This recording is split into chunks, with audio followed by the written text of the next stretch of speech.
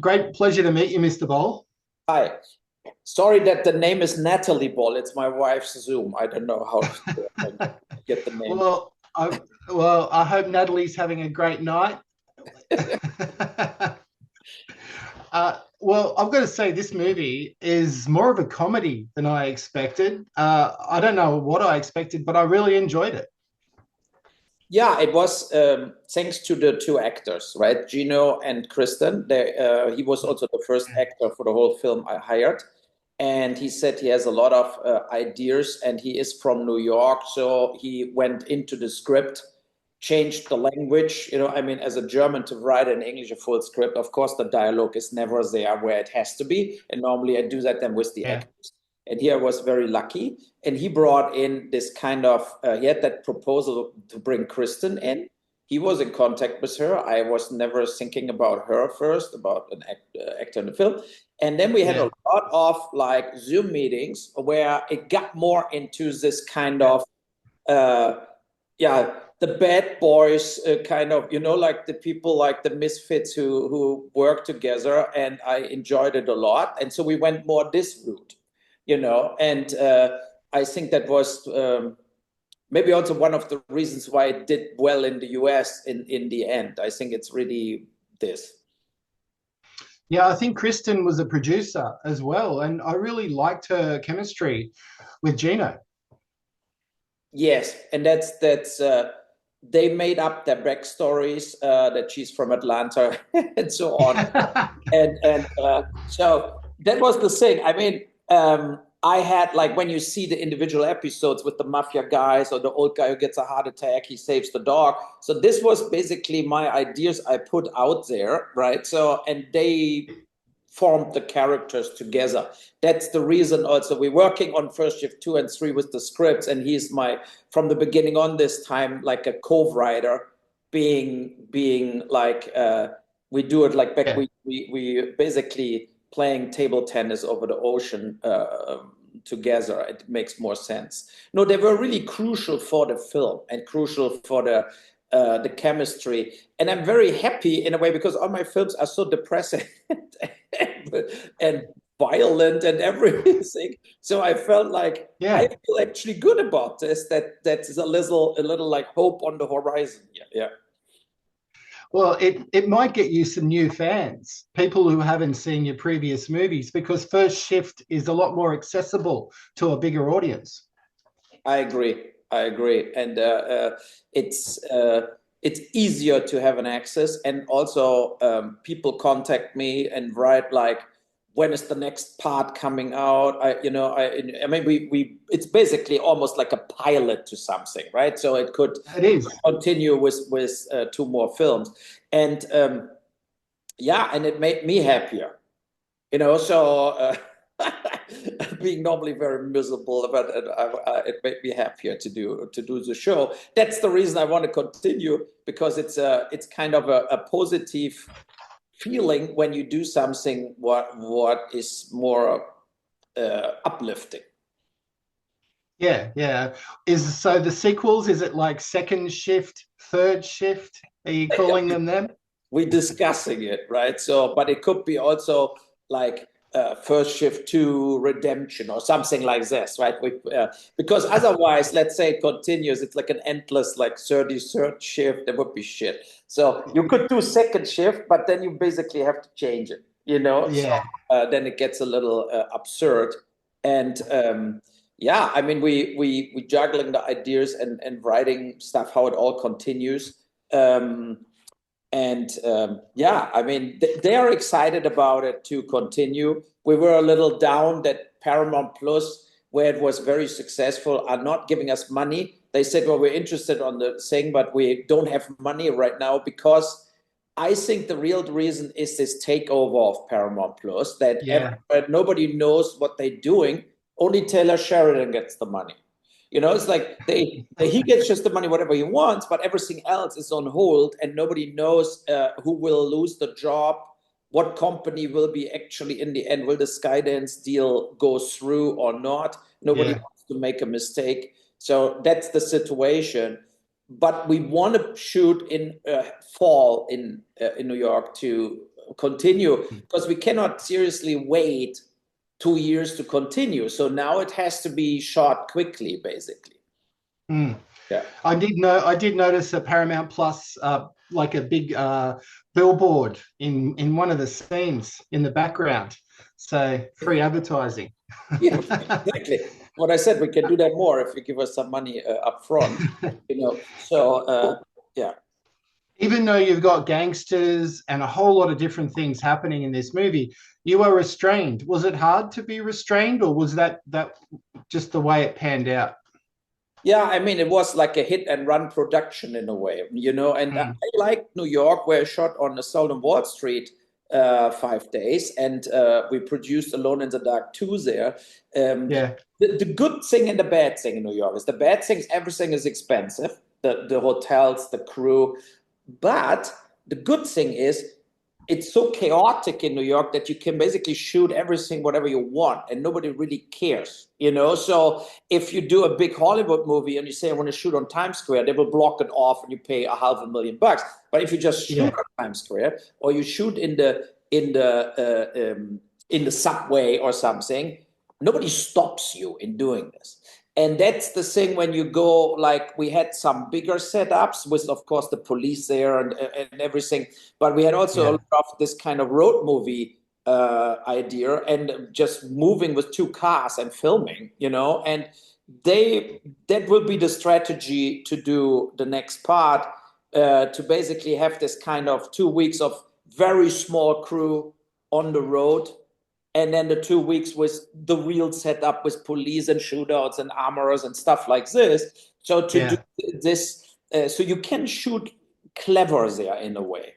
And you cannot make that up. I mean, I think when you have so many movies shot in Toronto or Vancouver for New York, but you always kind of see it. It's not really New York, and when you're there, you know why, basically. And I think that's the attraction to it.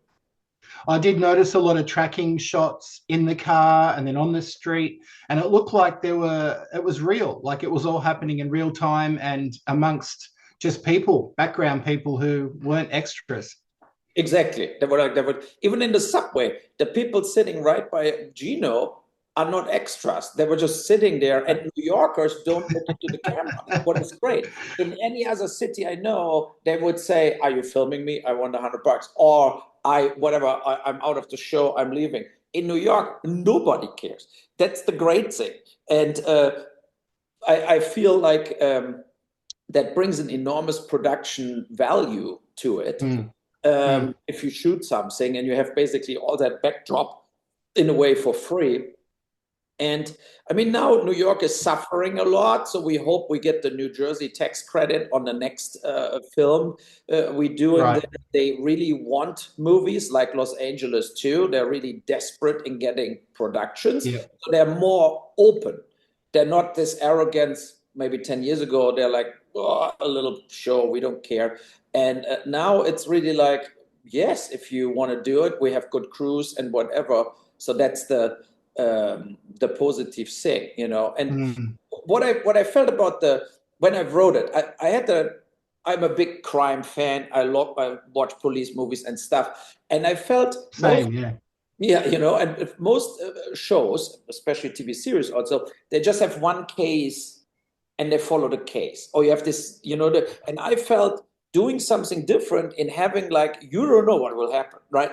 That's the thing. It's like, because when you jump in your car and you go out, you don't know what will happen. You can have a suicide guy, or you have whatever, just a fist fight or a shootout or organized crime. And I think that style I want to keep in the following, if we continue everything, that it's like not one case. There's maybe a case that takes a little longer and they follow that up, but it's not like the only thing they do. It always has to get interrupted by this kind of daily stuff, what's just happening.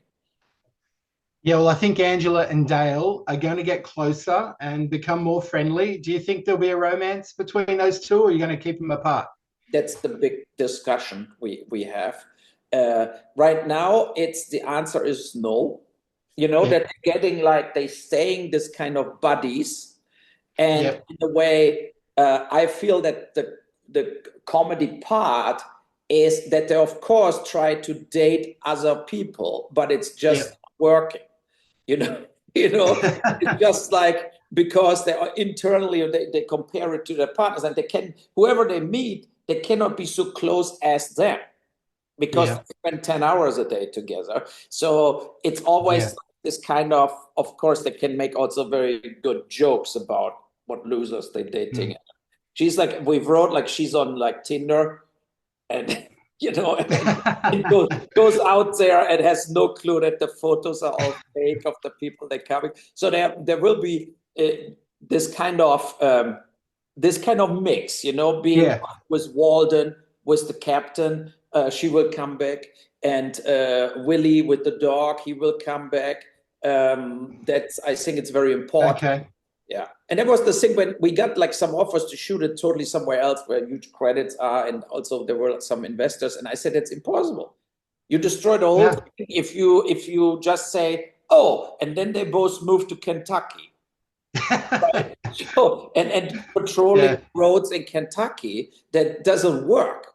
That New York is the key of the film, I think, and Oh, yeah. you just have to keep it there. It looked like the weather was unpredictable. It was snowing in certain scenes. It was a lot of rain. Did that hinder the production, or did that make it more authentic? I think it made it more authentic. It was like March, so when New York goes from winter to Yeah. super sunny within 5 hours, you really cannot, you don't know it.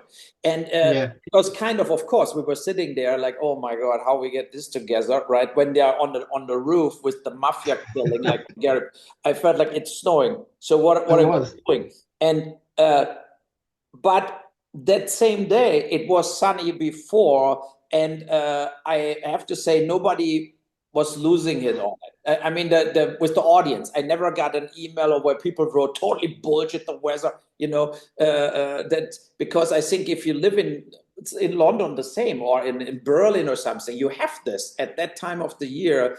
Yeah. It can really change from winter to kind of summer in the afternoon, and then it gets cloudy again. Yeah. Michael Paré is one of my favorite actors. Do you think he might come into one of the sequels? You've worked with him before? Yeah, I made him an offer on my last film I did, but he couldn't do it. He was booked, and he was Yep. first whiny that he was not in the movie. So he contacted me and said, "Why I'm not in the movie?" And I said, "Yeah, because he lives in LA, and we Yeah. had only New Yorker people in the movie acting because of the travel costs and the hotel and everything too. Right? It was Yeah. better if we could pick them up from home. But he's from New Jersey, and Yeah. I told him like in the second, if we do this again, you come up and we definitely bring you in the show. He will be Oh, definitely good. fun too. Yeah. Good. And to wrap it up, first shift, do you think you maybe down the track you could do like some black and white scenes, some flashback scenes from the two characters, Angela and Dale? That's another thing what I didn't came up with it, but Gino came up with it, where where things getting relived in a way, and also with the brother who killed himself. We Yeah.